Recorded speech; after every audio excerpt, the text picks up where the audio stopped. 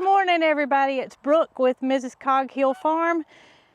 Beautiful day here in Alabama. Quite chilly this morning, 43 when I got up and moving, and temperatures reached right around 50 now. But Dee Dee and I have come out and we're getting the farm fed. Jason's over at the barn, and these ladies just cannot wait for me to come and give them their scratch every morning. As y'all know, as soon as they see me coming down the road, they all head this way. Amazing to me how smart they are to know that they're going to get something a little bit different than just having feed first thing in the morning.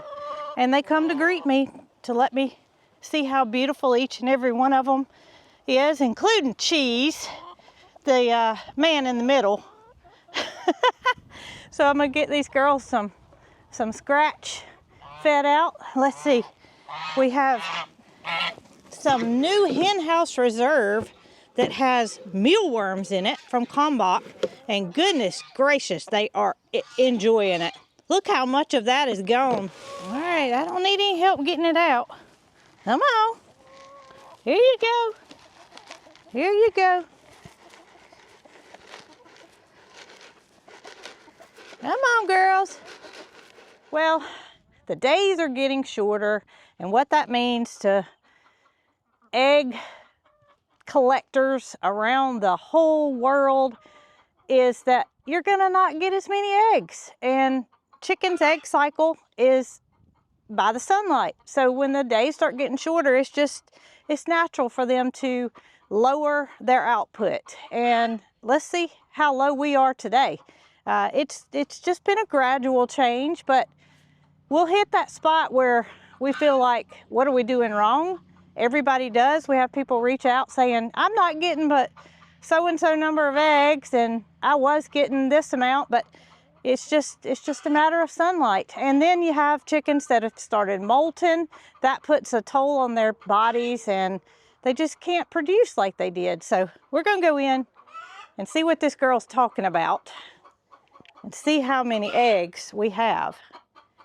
Nope, she's not in the box. She's not in the box. She's sitting on the outside. All right, girls. I told everybody y'all are slowing down, but we're not mad at you. We're happy that you're here, and we're happy that you're comfortable. Got 5 on that side.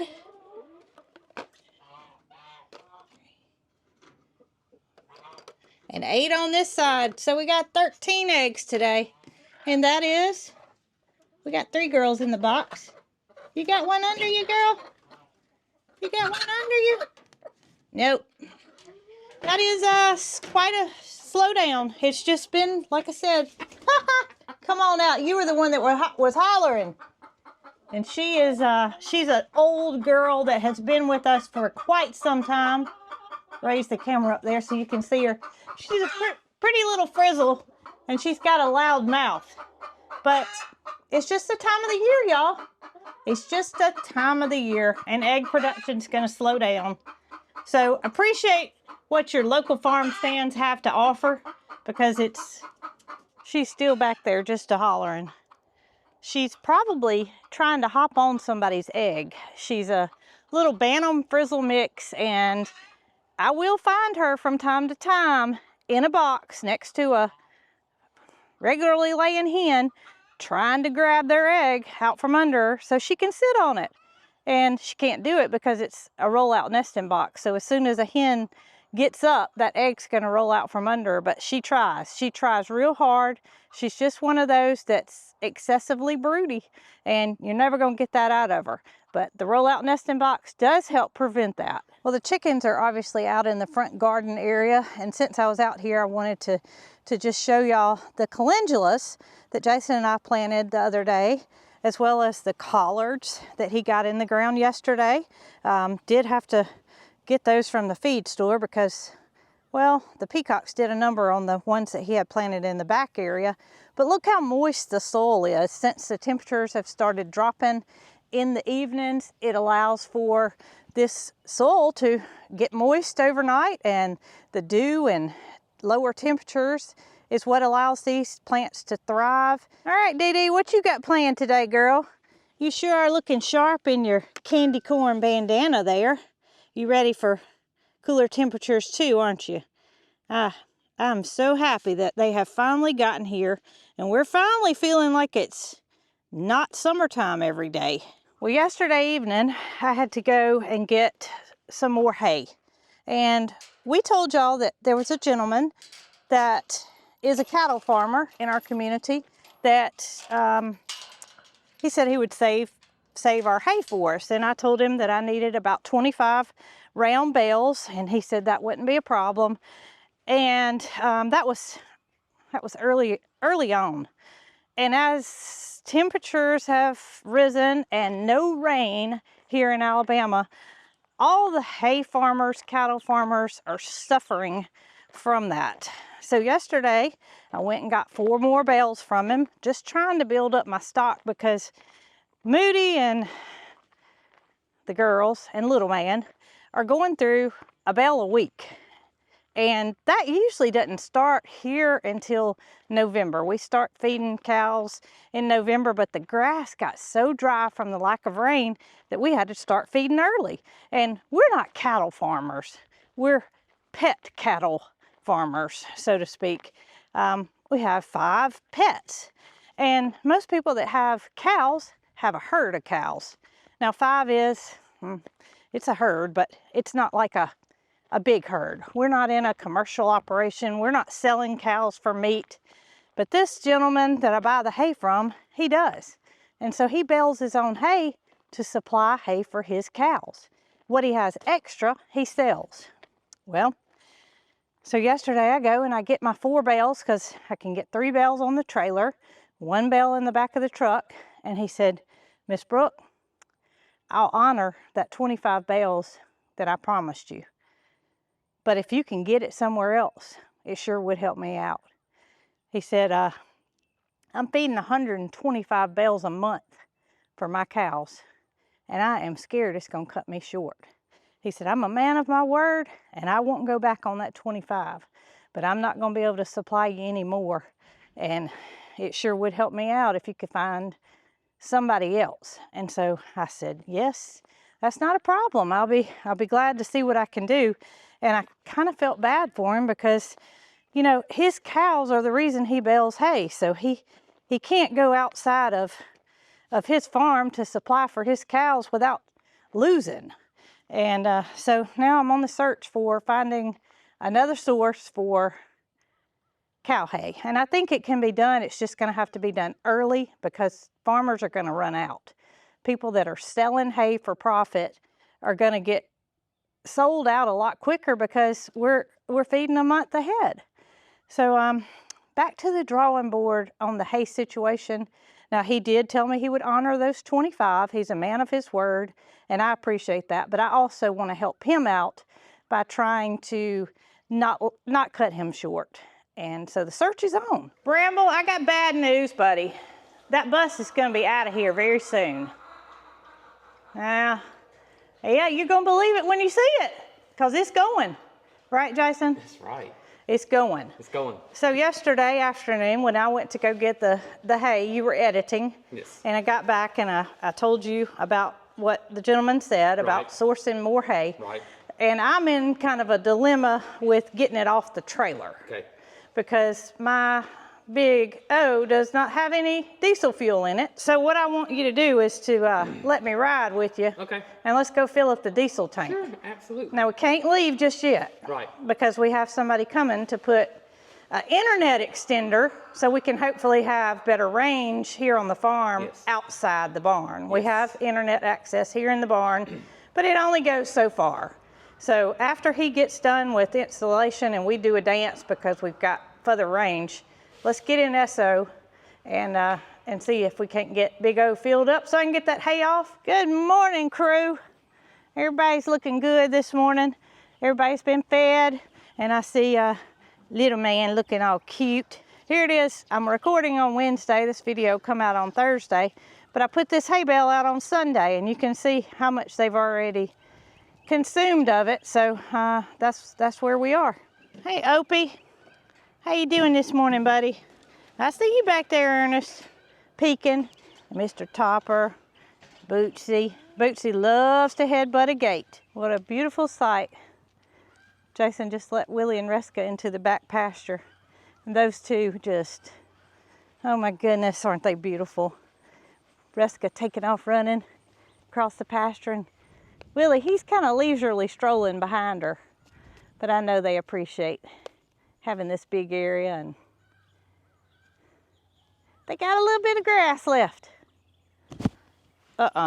Hey, y'all, it's crazy to me how he is so just curious, and I won't say sweet because he's trying to tear the buttons off my shirt. So sweet's not the word, but he's very social. I mean, you can see he's not nugget social, but he's very social. Jason, myself, anybody that, Catherine, Caden, they can love all over him, rub on him, but you can't do that with Ernest T. He's just a whole totally different personality, and I respect that. He's just, and I had him first. You would think if there was one that would be more social, it would be the one that had more time spent with him by himself. Opie was only here with Ernest T. So, but watch, I mean, I can walk up to Ernest T. and he'll let you touch him. He'll let you touch his back, but he really doesn't care about being loved on. Whereas Opie, on the other hand, he's just a different boy. Of course, we all know how Nugget is. Sit down and Nugget will flop in your lap. Hey, Tip, now look, we got you a picnic table, we got you rocks, we got you all kind of play toys, and you want to headbutt my leg. Yeah. How about you go find something else? Perfect timing. The internet guy just got finished, and he installed us a range extender so we can have service, hopefully, outside, and we can do live streams and more interactions with the animals. But I knew my ride was here. I heard it. I heard my ride, and yes, I was correct. So let's go get some fuel. So making hair fly.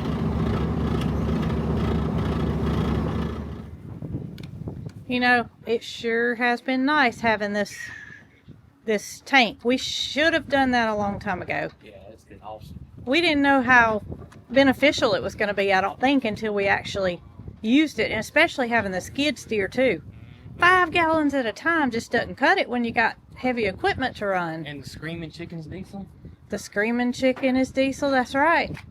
Well, I tell you, I just, only thing I can say is I should have bought it sooner. We didn't have Esso to put it in, though. No, so it all worked out at the same time. How many gallons did it hold? 37. 37. Yeah, I thought it was a 30-gallon. So, a little over 7 5-gallon containers in that one tank. Exactly. You saved me a lot of time, Jason. We're going to fill up the... Yeah, we're going to fill up the little 5 gallons because we sometimes need to tote it from place to place rather than take Esso, right? Right, and plus we got them. So yeah, we got, what, how many? 3 5-gallon jugs, so 15 and 37, 52. You saved both of us a lot of trouble. Thanks, Esso, for the fuel. Well, y'all can see the hay is still on the trailer, and that's because I didn't have enough fuel in the tractor to even get off the lumber where we were working on the last project, which was installing a gate where the goats are put up at night. So let me show y'all. I'm living on fumes here. Right there. It's actually lower than that. I'm on a hill and it's making it look like I have more fuel than I do. So I had to park it because the last thing we want to do is run out of diesel fuel and have to prime this tractor to get it back going again. So I'm gonna drive over to Esso. Jason's got it parked over at his shop. Fill up with fuel and carry on. Full service, sir. Full service. Full service. Can you get your window? Get my windshield. Is it ready? That's a better sound than the last time we tried. We tried to fill it up and the tank was empty, so We knew it was, we got to get a gauge on it. Classic overfill. Yeah, because it don't stop. It don't stop. I could hear the difference. All right. I am definitely full of fuel. Oh yeah, that's definitely what I wanted to see right there. I'm taking this lumber that we took down from the goat pen area down to the old barn because, well, we pretty much try to save everything around here, and those boards, there's nothing wrong with them, so they'll be used for another project. But as I was driving by, I noticed how pretty the fruit orchard looked since we've been working on putting new mulch out, and I just thought I'd show you guys how beautiful it is. Now we're still a work in progress trying to trail up the grapes and the muscadines and the kiwi, but look at the drift roses on the back side of the property here. Well, it's actually the side yard where the Alabama potager garden is, and no, I'm sorry, Alabama parterre garden. Those roses are just phenomenal. And then, I don't know if y'all can see it, but the bees are just calm today. The temperatures are a bit lower and they're not nearly as active when it's not so hot outside. They're moving around, but they're not bearding on the outside of the boxes like you would see on a 100-degree summer day. That's a good thing. And we have on our left here what we would like to call implement alley. All of our implements lined up in a row, ready to be used. And you just never know what you might need. And I think we've got just a little of everything. Eventually we would like to have a place to store all of these things out of the weather, but right now they're just all in a row and we know where they are. The guy that owns our tractor place here in Clanton, the Kubota dealer, he said we need a tractor for every implement. I don't know if we can go that route, but I sure wouldn't mind. And y'all know when I come down here, I always like to show y'all a glimpse of our Pink, our barn cat, who's not willing to stay still today, but wanted to let y'all know that she's doing well. She lives down here at the old barn, and that's where she wants to be, so we take care of her. I kind of feel like it's the same song, a different day, but I gotta get this hay unloaded so I can go seek out some more. All right, well, I'm glad to get that done. I hate to have something sitting and just waiting to be unloaded and can't do it, but I sure didn't want to take a chance of having to go the long way of restarting the tractor after it ran out of fuel. So the hay storage has began. Once again, we will use the big barn to store the horse hay. The cow hay can go outside. It is, what I buy for cow hay is different than the horse hay. So we will store it outside, whereas the horse hay, it needs to be kept out of the weather. Horses have a much more sensitive digestive system, and where we plan to put the horse hay in their pasture already has a cover on it. So I'm going to walk over and show you guys what we have planned for that. I have started the process of removing the porta huts that are in the two pastures that have fencing around them. All that's coming down. Those porta huts can be stored away for another day. Don't want to part with them because you never know when an animal might need a shelter, and we'll have it available. So this pasture where the horses will have access to what used to be Nugget's shelter. That is right in front of me. So the porta huts had rebar with a notch in it that held them down, and I went through the process of getting that all pulled up. I've got them turned upside down, ready to be pulled out of here and just stored away, like I said, for a better day. But this is where the horses hay. I'm going to go over, and you guys have been asking about the Victorian crown pigeons, and so I'm taking care of those this morning, and that means you get to go with me. A couple of weeks ago, when I was harvesting figs to make my grandmother's fig preserves, we were talking about a tree that's called a Papa John fig, and I told you guys it was in the aviary and wanted to show it to you since I was in here. It's grown quite a bit, but this is a fig tree that doesn't get as large as what some of your other fig trees are. Now, I'm no fig expert. I'm just telling you what Jason told me, and I wanted to show you guys that it is alive and it's doing well, but it did not produce any figs. Uh-oh, I told you a story. I think I see one. Right? Is that it? Right there. Is that a fig? It is. That's one little fig. It's kind of late. Oh, there's another one. Look at there. So it did produce. It's just a little bit late. And there's another one, a little bitty tiny one that's trying to come on. So I imagine that by next year, this Papa John fig tree will be producing figs. And my plan is to not use these for us, but to use them for the beautiful Victorian crown pigeons. And their aviary is doing very well. The plants in here are taking off and still have their perches and swings and all that good stuff. And we did leave their huge nest here that the previous male and the female had constructed together. Now, there has not been any kind of nest activity that's gone on between the new pair this year. I just was wanting to show y'all some of the plants and the grasses that have really done well in here. And the crown pigeons, they molt just like all other birds do. And as I was exiting the aviary, I saw one of their feathers and wanted to show y'all the beautiful blue color. And you can see that red that's at the tip of it. And that just is, goodness. I mean, they're feathering and I don't know what you call that little part that's on the top of their head. Mary Carl called it a fantay when she was little. But whatever that part is, those little feathers, it is absolutely beautiful. And it kind of reminds me of this purple fountain grass here, or pink fountain grass, I should say.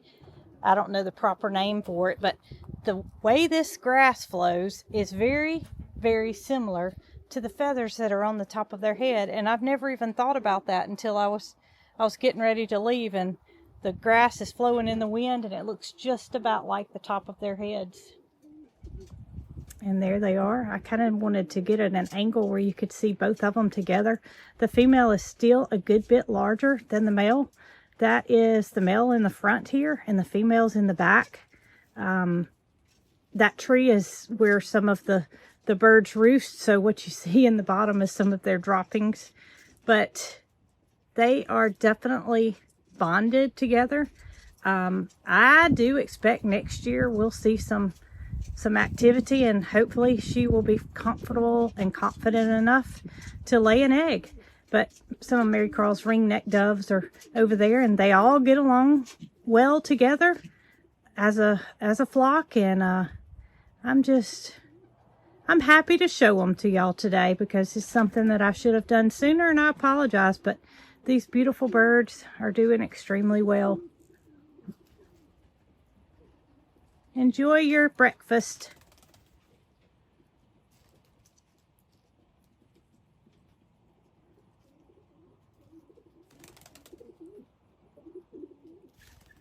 All right, Thomas, how you doing today, buddy? I've been hearing you become more vocal here lately. What's the deal? Go ahead, do it. Go, go, go, go, go. There we go. One more time for us. Go, go, go, go, go. There we go. Tell everybody you hope they have a good day. Go, go, go, go, go. I'm using my phone to record this part because do y'all remember a few weeks ago when I showed you that a hen had came out with 2 little babies? Well, those babies and that mama are still doing well. They're over there in Loretta and Gus's area. 2 chicks still following behind her. Just beautiful. So I wanted to share with y'all that they are still doing well. Even though I find one of them getting in the pigeon area and not being able to get back out, still doing well. So the trailer's empty. The truck is empty. And I sure am glad, because that means My search can now continue as I go up the road and try to see if I can't see if that gentleman's hay is what we need to help the gentleman out that's going to be short if he sells me the 25 rolls that he committed to. I don't want anybody to do anything to shortchange themselves, and he didn't do anything wrong by telling me he's a man of his word, but if I could source it elsewhere, it would help him out. So y'all, let's hope that this hay that's available is going to be what we need, and it's going to be priced where we can actually afford it. Come on with us. Well, I found the place that has the hay for sale. I've got his phone number, and I'm going to reach out to him and see if this won't be my supply. I called the number that was on the sign for the hay for sale, and the gentleman does have both hay for cows and hay for horses. That you saw that was stored up under the shelter area, that is what he considers hay for horses, and then the rest of it is cow hay. And it's all good except for one thing. I thought I would leave my trailer hooked up and just go ahead and start hauling some over here, but he's down to just one loader. So that puts him in a predicament where he doesn't know when he can load it for me. So he said for me to give him a call back closer to the weekend, Friday afternoon, and see what he had going on Saturday morning, and hopefully we could get some from him at that point. But he's down to one loader, so that puts him in a bad position. And he's obviously not going to sell any if he can't load it, so don't have to worry about that. Just got to figure out when a good time for him is. And it's not that far from here. That's another good thing. Garrison's, who is where we were buying our horse hay, is going to sell out early. Probably by November, I would say they won't have any more hay available. And the problem with that is it's 30 minutes and I can only carry 4 rolls at a time. So the closer to here, the better. And if he can get his loader fixed, I'm gonna be hauling hay. And we'll hopefully free up this other gentleman that has a need for it to feed his own cows. Well, y'all, I'm sorry if I was all over the place in this video, but it is what it is. It's what we got going on around here, and it's always something different. So I hope you enjoyed this video, and until next time, y'all be good.